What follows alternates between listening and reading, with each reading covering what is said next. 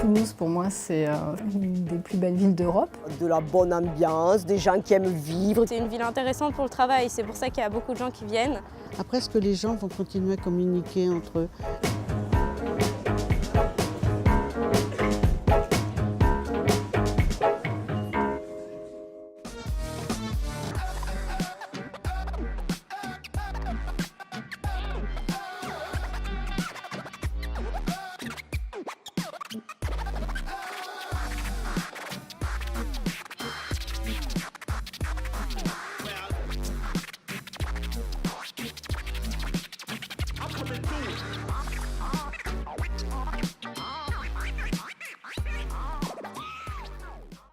Les élus, les équipes techniques qui nous entourent, on a de la conviction, de la bonne volonté, on connaît, je crois, notre territoire. Pour autant, je pense qu'on a des choses à apprendre tous les jours et que les citoyens ont un vécu qui est irremplaçable. Et je suis certain que le PDU qui sortira de toute cette étape d'ici un an, ça ne sera pas le même exactement que celui que nous mettons en débat. On est là avec les équipes du SMTC pour écouter ce qui va être dit. C'est le citoyen qui s'exprime et nous prenons en compte ce qui est dit pour enrichir notre plan de cette parole citoyenne. On fera la même chose dans 4 autres zones territoriales au centre de Toulouse, mais aussi sur tous les territoires autour de Toulouse.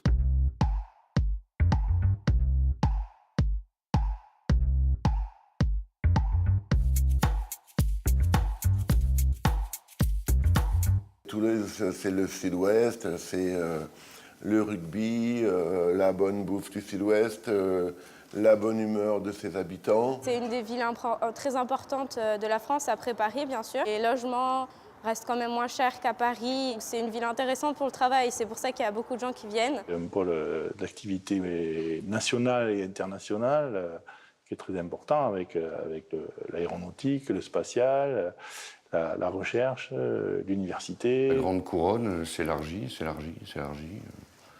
J'ai connu ça à Lille. Il n'est pas rare que des gens achètent à 50 km de Toulouse tout en travaillant à Toulouse. Où va Toulouse? Ça dépendra de comment on envisage la circulation des transports en commun et des transports automobiles. Si les transports en commun perdurent dans cette situation-là, on va rêver comme sur Paris. Pour moi, la mobilité toulousaine m'évoque les bouchons. Et peur de ne pas arriver à temps à l'école pour récupérer mon fils. Et peur de ne pas arriver à l'heure à mon travail. Moi, j'utilise relativement souvent, disons, les transports en commun. C'est facile d'aller de l'agglomération vers le centre, mais c'est plus difficile d'aller de l'agglomération vers l'agglomération. Tous les emplois, en plus de la vente, on commence souvent tôt. J'ai raté plein d'offres d'emploi à cause de la mobilité. Moi, ça me ferme des portes seulement parce que j'habite à l'extérieur. L'agglomération toulousaine, on a constaté que l'habitat s'était énormément étalé dans l'espace. Donc ça se fait au détriment de la proximité entre le lieu de vie et l'emploi. Donc on trouve les mêmes inconvénients qu'en région parisienne. Le déplacement devient un enjeu peut-être de compétitivité. Ils ont travaillé par à-coups. Ils n'ont pas anticipé le flux de population dans l'agglomération. On connaît les entreprises porteuses à Toulouse, la SNCF, Air France, Airbus. Les Tecna, les grosses entreprises, elles ne sont pas assez bien desservies à mon goût. Il faudrait penser, en même temps que le développement urbain se fait, à faire aussi le développement des transports. Écoutez, c'est bien. Je trouve ça très bien, c'est un bon début. Maintenant, appliquer ce que les gens conseillent, ça serait déjà pas mal. Nous avions une mairie de gauche, nous sommes passés en mairie de droite, et franchement, les habitants, ils s'en foutent. Nous, ce qu'on veut, c'est qu'on s'occupe des habitants.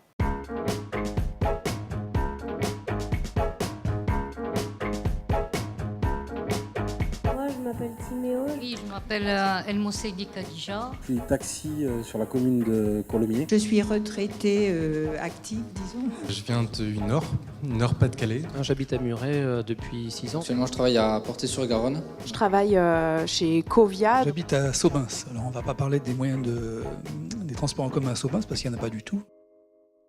Je suis chargée qualité, santé, sécurité au travail en alternance. J'habite au 7 Deniers. Je vais à l'école au Carme. Pour y aller, je préfère prendre ma voiture et mettre que 15 minutes que de prendre les transports en commun et mettre 1 heure. Parce qu'on a aussi le reste à gérer et à faire dans une journée. C'est dommage parce que voilà, moi je suis toulousaine, j'adore ma ville, mais c'est fatigant, voilà, nerveusement. Je suis lycéen à Tournefeuille ici. Il y a aussi beaucoup d'élèves dans le lycée donc, qui habitent à Saint-Lys ou à Fonsorbe, qui doivent mettre à peu près 1h30 ou 1 heure pour venir au lycée, soit parce que les horaires de bus ne correspondent pas aux emplois du temps, ou soit parce qu'en fait ils habitent trop loin des arrêts de bus. J'habite à Pêche-Beaunieu et pour rentrer du collège, c'est avec Tisséo. Les horaires des bus, elles sont trop écartées. Des fois, il faut attendre 1 heure, enfin 30 minutes, 1 heure après le prochain bus. Et des fois, il arrive un peu en retard, un peu en avance. Et c'est un peu dur de les rattraper. J'habite Tournefeuille, on va dire, j'habite la zone de Pahem. Ma question est pourquoi il n'y a pas de bus le dimanche? Moi qui n'ai pas de la chance de faire du vélo, je ne sais pas faire du vélo, et je n'ai pas de voiture actuellement. Et pourquoi on n'a pas de bus, ne serait-ce qu'une petite navette qui puisse nous descendre jusqu'à Tournefeuille pour faire mon marché? Pour Muret, puisque certaines personnes en ont parlé, bon, à la rigueur, on peut prendre le train quand il n'est pas en retard, quand ça fonctionne bien. Arrivé à Muret, il est impossible de regagner les petits villages, les communes qui sont autour. Et toutes les personnes âgées qui habitent dans ces communes, comment font-elles pour aller à la pharmacie? Comment font-elles pour aller chez un médecin? Elles sont obligées de se faire accompagner en voiture. J'ai vécu ça il y a 5 ans avec mon fils qui voulait faire les Compagnons du Devoir à Colomiers. Et j'habite à Muret. Sacré problème, parce que là, vous n'avez aucun transport. Résultat des courses, c'est 700 € par mois en internat, en étant à 20 km d'ici. C'est affreux. Alors quand ça dure 3 ans, je vous assure, vous êtes ruinés, quoi. Je viens du territoire de Belfort, voilà, on est venu pour le travail, donc sur la région. J'adore cette région, elle est très dynamique. Par contre, pour prendre les transports en commun, c'est un peu... c'est très compliqué parce que j'habite Colomiers, mais je travaille à Ramonville. Et donc, de porte à porte, en fait, je mets 1 heure en transport en commun. Je suis bibliothécaire à Muret. Ça fait longtemps que je prends les transports en commun parce que quand j'ai commencé à travailler, mon objectif, c'était je veux laisser ma voiture, c'est pas mon truc. Le problème, c'est qu'au niveau des trains, notamment, puisque moi je prends le train, les horaires ne suivent pas. Et donc, du coup, quand je termine à 20h, 20h30, les trains, c'est fini. Il n'y a plus rien. C'est la voiture. Et voilà, je trouve ça dommage parce qu'au final, les infrastructures, pour moi, elles y sont, mais pas développées à leur maximum. Vous mettez 2 à 3 fois plus de temps en transport en commun, même à la limite autant de temps quand il y a les pires bouchons. C'est pas normal. Moi, j'ai vu à Bordeaux, ils ont eu une démarche, ils ont mis un gros coup de fouet sur les transports en commun. Et les gens, je les ai vus se transformer dans leur façon de faire parce que les transports étaient adaptés.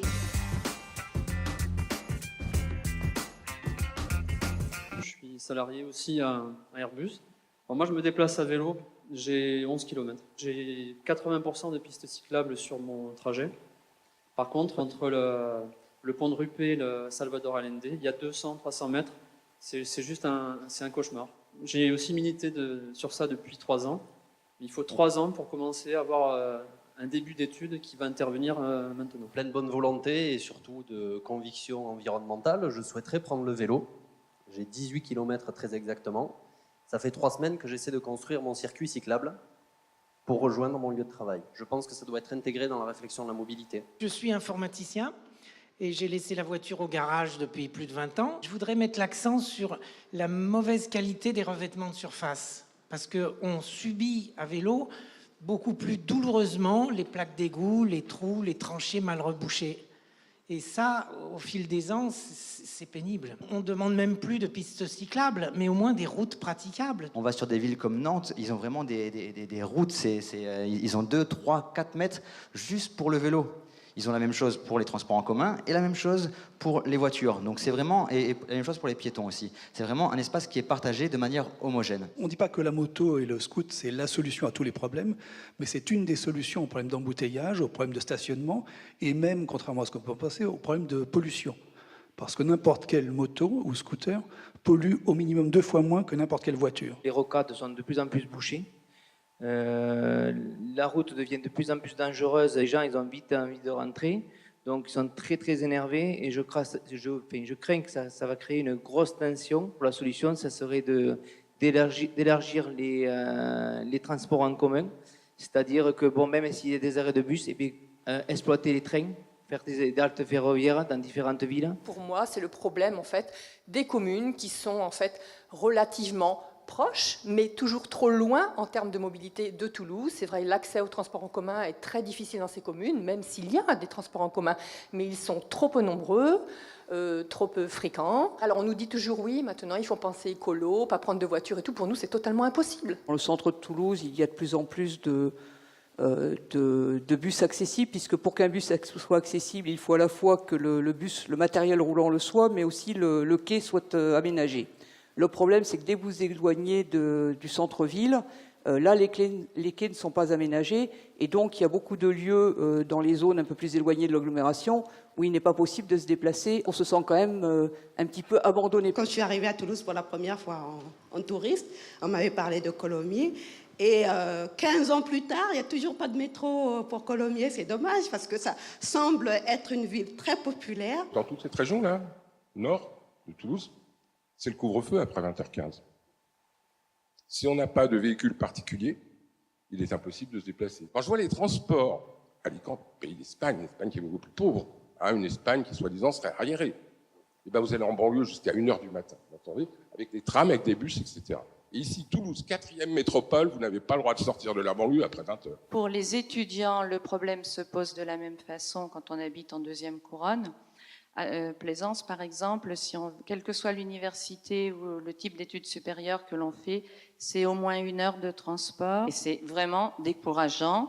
Et on voit des jeunes qui galèrent et qui ne peuvent pas avoir accès à ce qu'ils souhaiteraient. Et je trouve ça déplorable. C'est vrai que les jeunes qui habitent sur la 3e couronne et qui ne peuvent pas se rendre aussi facilement que d'autres sur des lieux de culture à Toulouse, c'est dommage.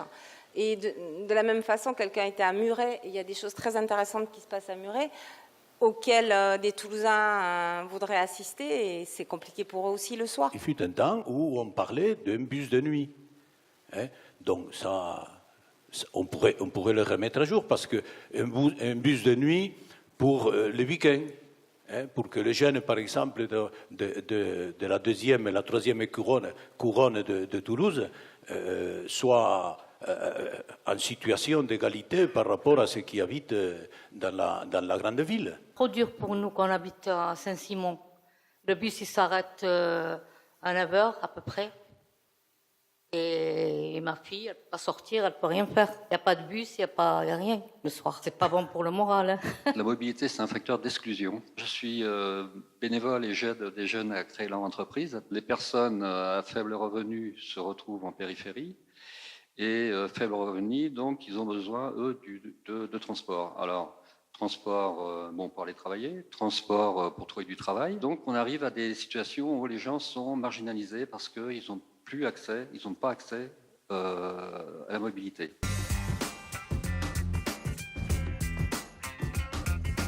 Moi, je suis employeur, j'emploie sur le pourtour toulousain.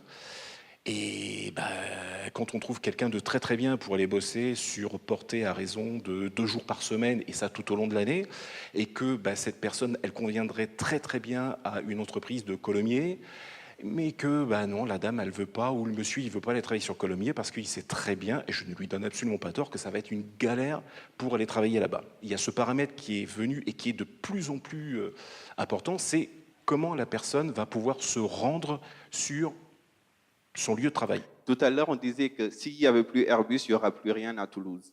Moi, je pense le contraire. Il y a des belles boîtes comme Sigfox qui vont faire des choses énormes, et il y en a d'autres. Si j'ai un souhait, c'est que demain, TCO réfléchisse sur comment faire pour que les jeunes startups, les startups, c'est les jeunes pousses, que leurs employés aient des tarifs préférentiels dans le transport. Je suis ingénieure informaticienne et on a fait le choix de vivre dans Toulouse même pour ne pas avoir de transport rallongé, justement. Pas de chance, on est sur le Val de Limérac et donc si vous prenez la carte Tisséo, il y a un grand trou ici. Pourtant, à la Plaine, il y a 120 entreprises, 7000 salariés Il y a 1000 visiteurs par jour en moyenne à la Cité de l'Espace, donc des touristes. Qu'est-ce qu'on fait? On favorise, on décide de mettre des millions dans un échangeur qui ouvre sur l'entrée sur Toulouse pour favoriser la voiture. En revanche, le métro, on le laisse à la côte pavée. On peut attendre sans bouger dans 10 ans le nouveau métro, par exemple, mais en attendant, que fait-on dans une ville qui se densifie, qui attire toujours de plus en plus de population? Et je pense que le monde de l'entreprise a son rôle vraiment à jouer. On ne se rend pas compte du stress, des problèmes que ça suscite sur un plan des entreprises, de leur compétitivité, de l'environnement, parce que c'est des choses qu'on intériorise. Et pour expérimenter le télétravail, ma vie change, quoi. Et je suis d'autant plus productive et efficace aussi pour mon entreprise. Il y a une idée aussi qui serait quand même de relocaliser le travail au niveau des zones où résident les gens. C'est de mettre en place en fait des espaces de travail collaboratifs qui permettent d'accueillir les gens proches de là où ils résident, de recréer du lien dans des périphéries urbaines qui se paupérisent en termes de lien social et qui se transforment en village dortoir. Et donc de permettre aux gens à la fois et de travailler et d'avoir beaucoup plus de convivialité, d'améliorer leur qualité de vie professionnelle et personnelle. Avec plus de transport, les entreprises seraient sûrement plus enclins à s'installer plutôt qu'à Toulouse où tout est concentré, où tout est rapproché, où finalement il y a peu de place. S'installer plutôt dans les villes qui vont devenir grandes et qui sont bien reliées à Toulouse. Les étudiants pourraient trouver du travail juste à côté de chez eux et les entreprises auraient une main-d'œuvre juste à côté de leur implantation.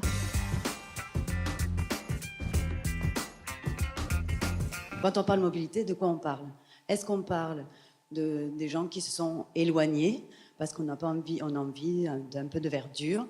Est-ce qu'on parle d'aujourd'hui des projets immobiliers qui n'ont pas pris en considération l'agrandissement de la population? On a autorisé, par exemple, davantage de construction. Bien sûr, il y a besoin de logements à Toulouse puisqu'on gagne, moi j'ai entendu 20 000 personnes par an. Voilà. Et l'offre de transport, effectivement, elle doit être planifiée en même temps que on fait de la planification urbaine. Et ça pose un problème aujourd'hui de saturation. Je pense que la multimodalité est très importante. C'est pas simplement les voitures contre les piétons, etc. C'est tout un ensemble de modes de transport qui doivent être adaptés. La question des mobilités, elle est forcément due en fait à une question d'urbanisme. C'est un étalement aussi de l'habitation.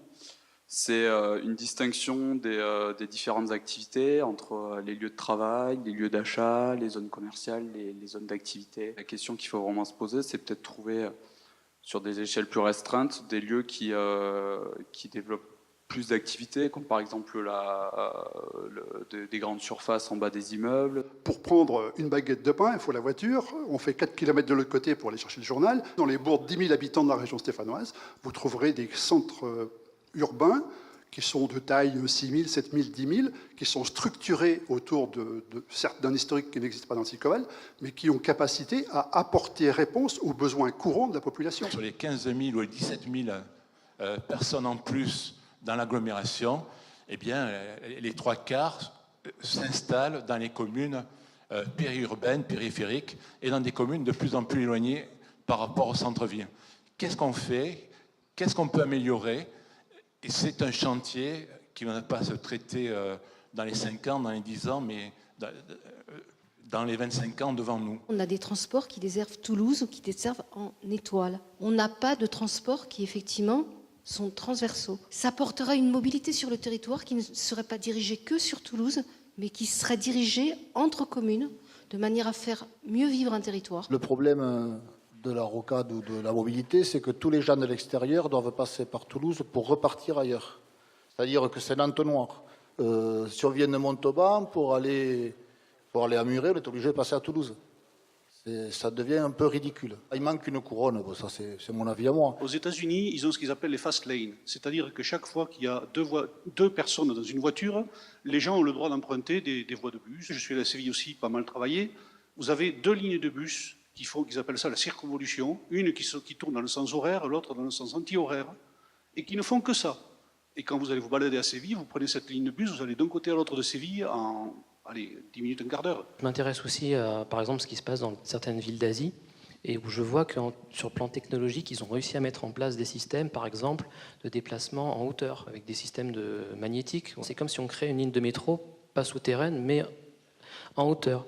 Et je me dis, mais c'est quand même curieux parce que Toulouse, c'est quand même une Silicon Valley, qu'on ne veuille ou pas. Et pour moi, ça serait juste évident, logique, que cette ville-là montre l'exemple et soit même pionnière. Je commence à perdre espoir en fait, à me dire mais comment faire pour se déplacer. C'est pas question d'envie, c'est pas question de volonté, je pense c'est question d'organisation. En fait, Toulouse n'est pas organisée. On n'arrive pas à s'organiser, mais je sais pas si c'est parce que j'ai 18 ans ou j'ai vraiment l'impression qu'on ne nous écoute pas, quoi. Enfin, à un moment donné, s'il y en a qui disent qu'ils sont beaucoup plus âgés que moi, et je les respecte, qui disent ça fait 50 ans, c'est pareil. Je sais pas, en 50 ans, on fait comment? Enfin, dans 50 ans, on fait quoi? On voit Toulouse avec Airbus. C'est très bien Airbus, mais il n'y a pas que ça. On pourrait faire beaucoup de choses. Toulouse est une grande ville qui peut rayonner à l'échelle nationale beaucoup plus qu'aujourd'hui, je pense. Et justement, cette mobilité, et faciliter la mobilité à l'échelle nationale, pour moi, c'est très important. Toulouse n'est pas encore saturé au niveau que des gens ils vont partir. Mais je pense qu'on a un point de déflexion. Ce que j'attends en partie de cette réunion, c'est de vraiment voir Toulouse qui embrasse des solutions du futur. J'aimerais voir que Toulouse, ils peuvent devenir un exemple. Donc je pense que c'est aux élus d'écouter des personnes et justement de prendre l'initiative et d'appuyer justement sur la volonté publique pour faire des solutions, pour qu'ils se sentent entendus.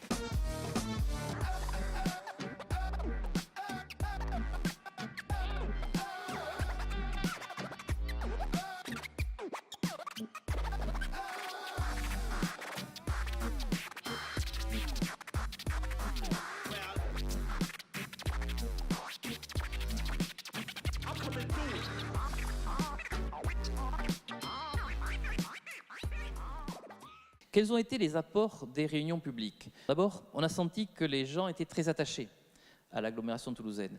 Une certaine fierté d'être dans ce territoire. Et puis immédiatement après, on nous disait, mais attention, il y a un domaine où les choses se dégradent, où on n'est vraiment pas satisfait, c'est la vie quotidienne et en particulier le problème des déplacements. Il nous faut, par rapport à ce qui a été dit, enrichir le projet mobilité. La question du réseau de transport fiable et efficace est revenue dans toutes les réunions. En particulier, pour les territoires les plus éloignés, une véritable frustration par rapport à ce maillage et à cette fiabilité. Sur les modes doux, le vélo est revenu à chaque réunion avec l'idée qu'il fallait que le réseau vélo en particulier soit un vrai réseau autonome et non plus un réseau entrecoupé d'obstacles et de difficultés. On a parlé à plusieurs reprises de voitures partagées, on a parlé de ces nouveaux dispositifs qui permettent de sortir du système où la personne est seule dans sa voiture. Et puis, on nous a demandé d'expérimenter de nouvelles solutions plus écologiques. On nous a dit à plusieurs reprises, si vous faites de l'urbanisme, et il faut en faire, mêlez à ces projets des projets de transport, sinon ça ne fonctionnera pas.